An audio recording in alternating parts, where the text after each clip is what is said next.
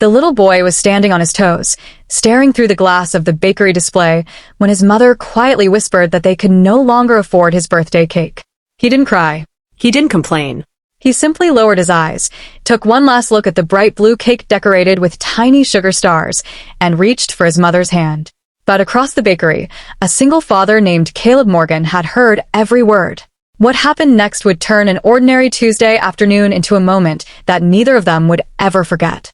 Caleb had walked into the small neighborhood bakery in Columbus, Ohio, with his 8-year-old daughter, Sophie, hoping to pick up a dozen cupcakes for her class. His wife had passed away 3 years earlier, and since then, Caleb had learned that parenthood was a strange mixture of exhaustion, love, fear, and courage. He worked long hours repairing commercial heating systems, often coming home with grease beneath his fingernails and a tired ache in his shoulders. Money was never plentiful, but he always tried to make Sophie feel as though she had everything she needed. He knew what it was like to count every dollar before reaching the checkout counter. He knew what it was like to smile at a child when there was worry sitting heavily in your chest. And perhaps that was why he noticed the woman and her little boy immediately.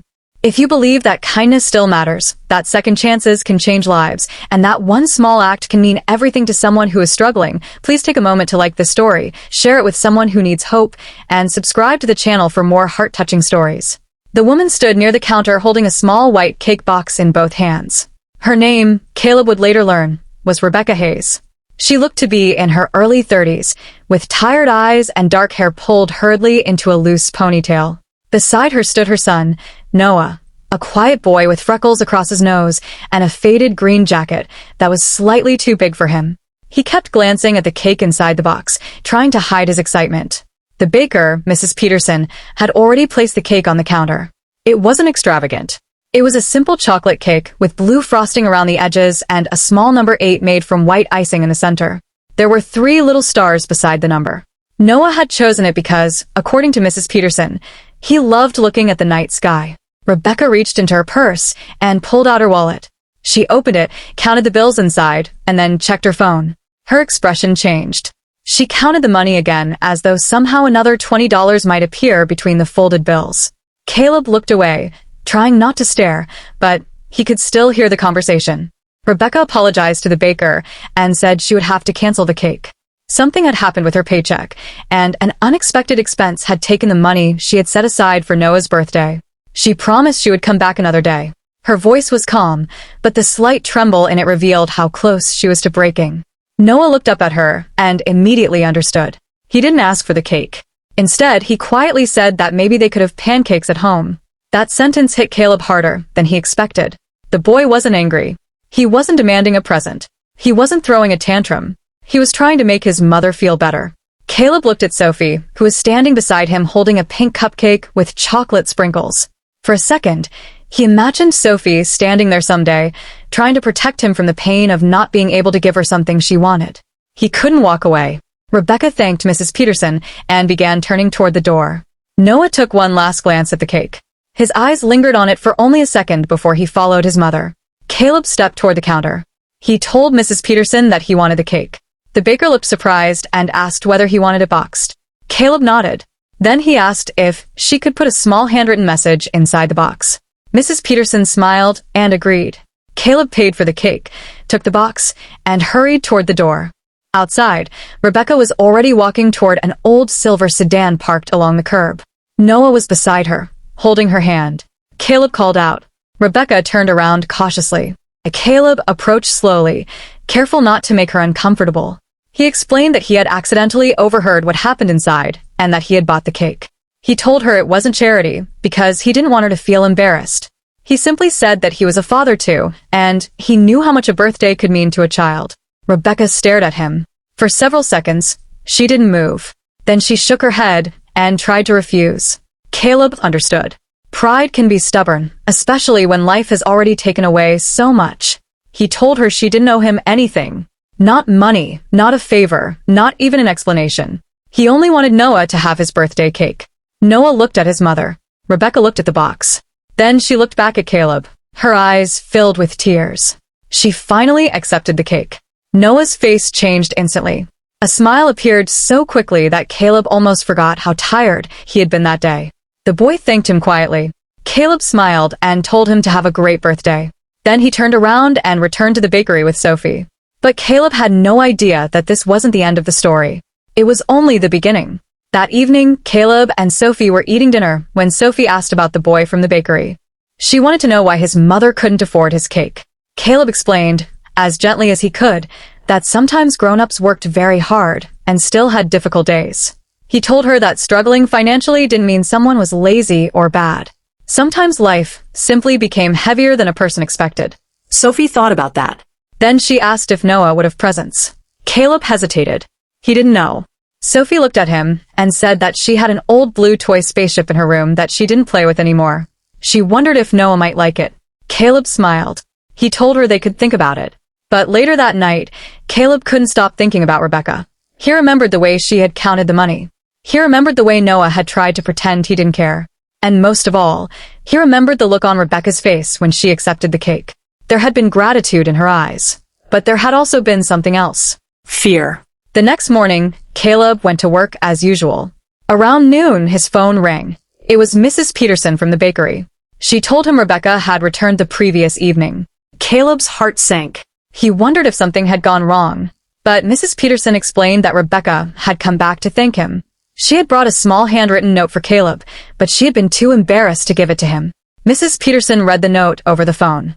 Rebecca had written that she hadn't cried in front of Noah because she didn't want him to think his birthday was ruined. She had been terrified that she was failing as a mother. Then Caleb heard the sentence that stayed with him all day. Rebecca had written that when he gave her the cake, it reminded her that there were still good people in the world. Caleb sat silently in his work truck after the call. He had spent years believing that helping someone required having enough money to make a major difference. But that day, he realized something. Sometimes kindness wasn't about changing someone's entire life. Sometimes it was about making one painful day hurt a little less. 2 weeks passed. Caleb forgot about the incident. Then one Saturday morning, someone knocked on his front door. When he opened it, Rebecca was standing there with Noah. She looked nervous. Noah was holding something behind his back. Rebecca explained that she wanted to thank Caleb properly. Caleb told her she didn't need to, but she insisted. Noah stepped forward. In his hands was a small wooden picture frame. Inside was a drawing of a night sky, a blue cake, a little boy, and a man standing beside him. At the bottom, Noah had written, in uneven handwriting, "Thank you for saving my birthday." Caleb felt his throat tighten. He crouched down so he could look Noah in the eyes. He told him that his birthday hadn't been saved by a cake. It had been saved by the fact that his mother loved him enough to worry about him. Rebecca covered her mouth. The words were simple, but they broke something open inside her. She began crying. Caleb stood up, unsure what to do. Rebecca apologized for crying and said that she had been holding everything in for months. She finally told him the truth. She had recently lost her job at a medical billing company after the office closed. She had been searching for work ever since. She was behind on rent, her car needed repairs, and she had been skipping meals so Noah could eat properly. She had told nobody, not her neighbors, not her friends, not even her sister. She had been terrified that people would judge her. Caleb listened without interrupting. He knew that feeling. Not the exact circumstances, but the fear of admitting that you couldn't handle everything alone. He asked Rebecca whether she had a resume. She looked confused.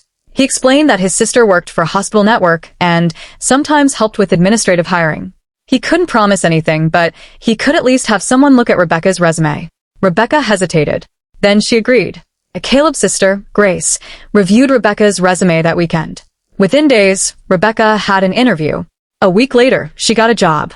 It wasn't a glamorous position. It wasn't a fortune. But it was steady work with health insurance and enough income to begin rebuilding her life. Rebecca called Caleb after receiving the news. She was crying again, but this time they were happy tears. Caleb congratulated her and told her she had done the hard part. She disagreed. She said the hard part had been believing she deserved another chance. Over the following months, something unexpected happened. Caleb, Sophie, Rebecca, and Noah became friends. The children played together on weekends. Sometimes they rode bicycles through the neighborhood. Sometimes they sat in Caleb's backyard drawing pictures.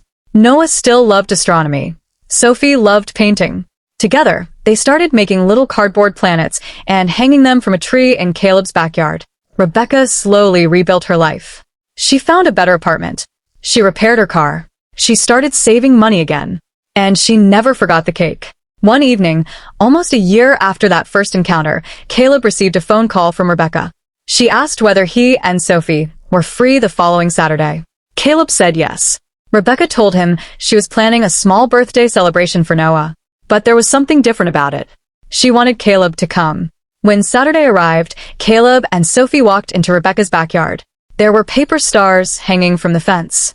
There were balloons tied to lawn chairs. There was a table covered with homemade food. And in the center was a cake. A chocolate cake with blue frosting. On top was a number 9. Noah ran toward Caleb. He hugged him tightly. Then he pulled Caleb toward the table. Rebecca stood beside the cake, smiling through tears. She explained that she had bought it herself. With her own money. The same way she had dreamed of doing the year before. She told Caleb that the cake wasn't just for Noah. It was for the woman she had been 1 year earlier. The woman who thought she had failed her child. She wanted to prove to herself that difficult seasons could end. Caleb looked at the cake. Then at Noah. Then at Rebecca. He realized that the small decision he had made inside a bakery had grown into something much larger. It had given a struggling mother a little hope. Hope had given her enough strength to keep trying. And, eventually, trying had led her to a new beginning. As the children gathered around the cake, Noah suddenly asked Caleb to stand beside him. Then he pointed toward the candles. He wanted Caleb to help him blow them out. Caleb laughed and told him that his mother should be the one standing there. But Noah insisted. Rebecca looked at Caleb. She nodded. So Caleb stood beside the boy. Noah closed his eyes and made a wish. Then they blew out the candles together. Everyone applauded. But Caleb noticed something. Rebecca wasn't looking at the cake. She was looking at her son. Her eyes were full of tears, but her face carried a peace that hadn't been there a year earlier. Later that evening, when the children were playing, Rebecca walked over to Caleb. She told him that she had thought about that day in the bakery many times. She said that before meeting him, she believed asking for help meant admitting weakness. Now she understood that accepting kindness wasn't weakness. Sometimes it was the first step toward becoming strong again. Caleb smiled and told her that she had done the real work. Rebecca shook her head. She said that perhaps he was right, but sometimes people need someone to remind them that they are worth helping. Caleb looked toward the children. He thought about his own wife. There were still nights when he missed her so badly that the silence of his house felt unbearable. There were still moments when he worried about whether he was doing enough for Sophie. But watching Rebecca and Noah together reminded him that none of us truly know how far one small kindness can travel. A cake had been purchased that day. But the cake wasn't the miracle. The miracle was what happened afterward. A frightened mother found hope. A little boy learned that kindness could come from a stranger. A single father discovered that his own pain could become a reason to help someone else. And 2 families who had never known each other found a friendship they never expected. Years later, Noah would probably forget the exact flavor of that first birthday cake. He might forget what the bakery looked like. He might even forget the color of the frosting. But he would remember the feeling. He would remember standing beside his mother, believing they couldn't afford his birthday, and then watching a stranger walk through the door carrying the one thing he thought he had lost. And perhaps that memory would shape the man he eventually became. Because kindness has a way of traveling. One person receives it. Then someday that person gives it to someone else. And the circle continues. So if this story touched your heart, please like the video, share it with someone who believes in kindness, and subscribe to the channel. Your support helps these stories reach people who may need a little hope on a difficult day. And before we end, I want you to leave one special comment. Kindness always comes back. Write those words if you believe that even the smallest act of compassion can change someone's life. Because Caleb didn't know Rebecca's whole story when he bought that cake. He didn't know about the lost job. He didn't know about the unpaid bills. He didn't know about the meals she had skipped. He didn't know how close she was to giving up. He only saw a mother trying to protect her son from disappointment. And he chose to help. That was all. No cameras. No applause. No expectation of getting anything in return. Just one father seeing another parent struggle and deciding that, for one small moment, she didn't have to struggle alone. Sometimes we imagine heroes as people who perform extraordinary acts. But perhaps real heroes are often ordinary people who simply refuse to walk away when they see someone hurting. Caleb bought a birthday cake. Rebecca found a reason to keep going. Noah received a birthday he would never forget. And somewhere between a bakery counter and a little boy's birthday candles, 3 people learned the same beautiful lesson. You don't have to be rich to give someone hope. You don't have to know someone's entire story to show them kindness.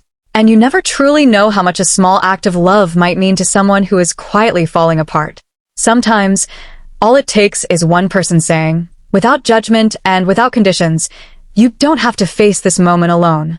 And sometimes, that is enough to change everything.